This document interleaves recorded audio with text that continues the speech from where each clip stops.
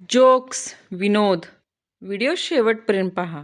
नाजूक फुलापासून भोपळा कसा तयार होतो हे वनस्पतीशास्त्रापेक्षा लग्नानंतर जास्त समजते. एक नवरा. आपण देवाला अनेकदा फसवतो, पण देव खूपच दयाळू आहे. तो प्रत्येक फसवणुकीची आपल्याला प्रत्येक वेळी शिक्षा देत नाही, तर तो एकदाच आपलं लग्न लावून देतो. आता बसा बोंबलत. मुलीकडचे. आमच्या मुलीचा आवाज कोकिळासारखा आहे, गळा मोरासारखा आहे आणि चाल हरणीसारखी आहे. स्वभाव तर गायीसारखा आहे. मुलगा. हिच्याकडे काही माणसासारखं गुण आहेत की नाही, की सगळं जनावरासारखंच आहे? मुलगा. आई, दिवाळीला मी ह्या दुकानातून फटाकडा घेणार आहे. आई. नालायका, हे फटाकड्याचं दुकान नाही, मुलींचं हॉस्टेल हाय. मुलगी. मला काय माहीत, पप्पा एकदा म्हणत होते इथं एकापेक्षा एक फटाकडे आहेत. आई. हो का? आता घरी गेल्यावर पप्पा बघ कसे रॉकेट सारखे आकाशात उडतील. हॉटेलमध्ये जेवत असलेल्या एका माणसाने वेटरला हाक मारली. ए वेटर, हे बघ, या वरणात बटन निघाले. वेटर काही न बोलता टेबलाजवळ आला आणि चमच्याने वरण ढवळू लागला. तो माणूस ते चिडून त्या वेटरला म्हणाला, अरे हे काय करतो आहेस? त्यावर तो वेटर म्हणाला, या बटनाबरोबर सुई दोराही होता, तो शोधतोय. पावसाळ्यात बायकांनी झोपताना सर्व कपडे काढून झोपावेत. बाहेर दोरीवर राहिले तर भिजतील. तुमच्या सुंदर सुंदर विचारांना माझा साष्टांग नमस्कार. शेजारीन. तुमचा नवरा पहा त्या सुंदर स्त्रीशी बोलतोय. बायको. बोलू द्या हो. सुटलेलं पोट आत घेऊन तो तिच्याशी किती वेळ बोलू शकतो हे मला पण बघायचं आहे. डॉक्टर. तुमचे ओठ कसे जळले हो? पेशंट.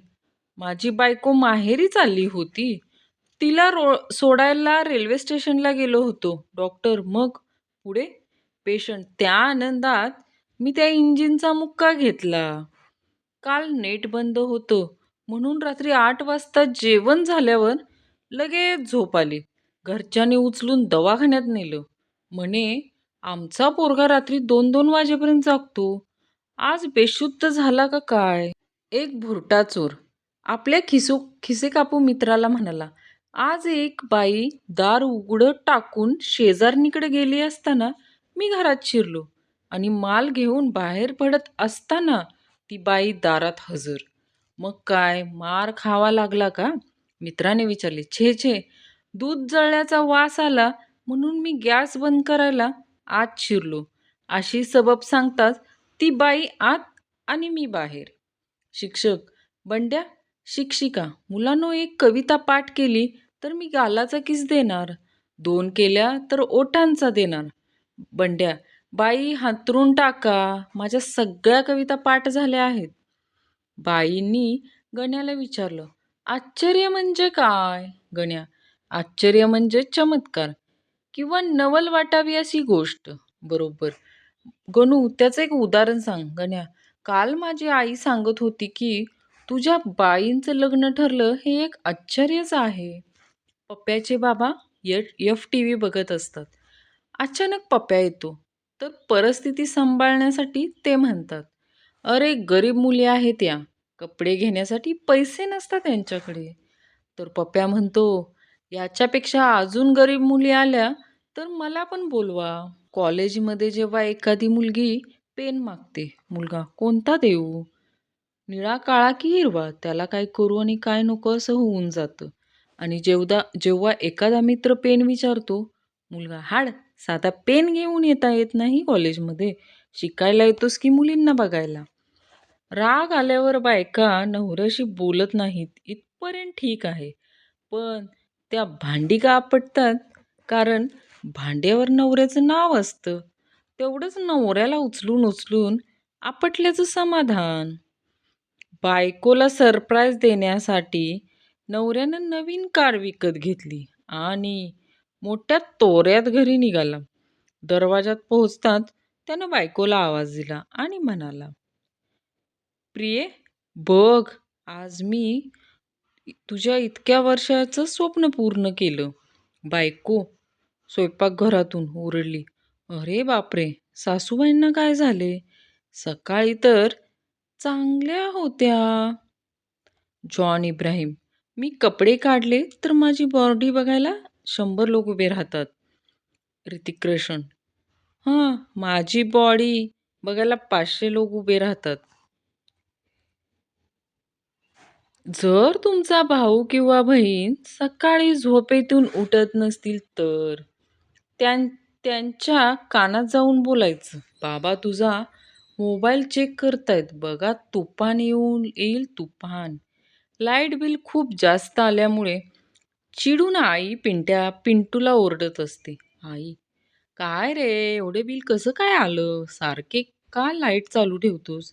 पिंटू, ये तो मैं बतलाता नहीं, पर अंधेरे से डरता हूँ माँ. तुझे सब पता है ना माँ. पूजाने चहासोबत खाल्ली मस्का खारी. वा वा.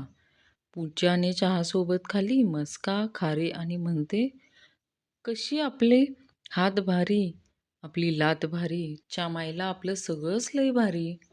मास्तर पोराला, तुला असा प्रश्न विचारतो की तुला उत्तर आलंच नाही पाहिजे. सांग, मोटार सायकलवर 13 माणसं कशी नेणार? पोरग, सोपा आहे, एक ड्रायव्हर आणि 2 छक्के. मास्तर कोमात, पोरं जोमात. एक म्हातारी बाई दारात दात काढण्यासाठी डॉक्टरकडे गेली. डॉक्टर म्हणाला, बाई तोंड उघडा, थोडं आणखी.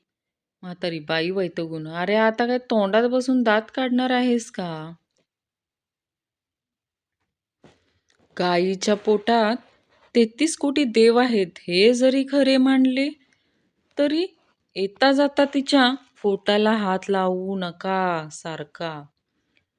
नमस्कार करू नये, तिला गुदगुल्या होतात. एक छोटा भारतरत्न त्या मुलींना पण मिळायला पाहिजे ज्या आईच्या शेजारी झोपून बॉयफ्रेंड सोबत चॅटिंग करतात. एक कासव गोगलगाईला थप्पड मारून पळून जातं. गोगलगाई पोलीस स्टेशनमध्ये जाते. पोलीस विचारतो, नेमकं काय झालं, कसं झालं सांगा ना.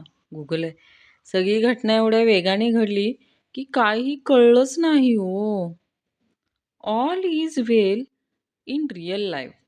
कोणाचा तरी मोबाईल घ्या आणि फोन बुकमध्ये जाऊन सर्व कॉन्टॅक्ट नंबर डिलीट करून टाका आणि मोबाईलवाल्यांचं तोंडाकडे पाहून हसून म्हणा, ऑल इज वेल.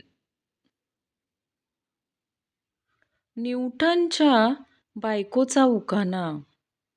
आईला पाहून बाळ खुदू हसलं. डोक्यावर पडलं सफरचंद तरी खायचं सोडून येडं शोध लावत बसलं.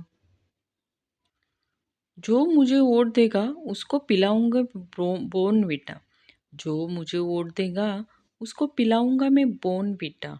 जो मुझे वोट नहीं देगा उसको फेक मारूंगा मैं दगडविटा. कविवर्य तेच.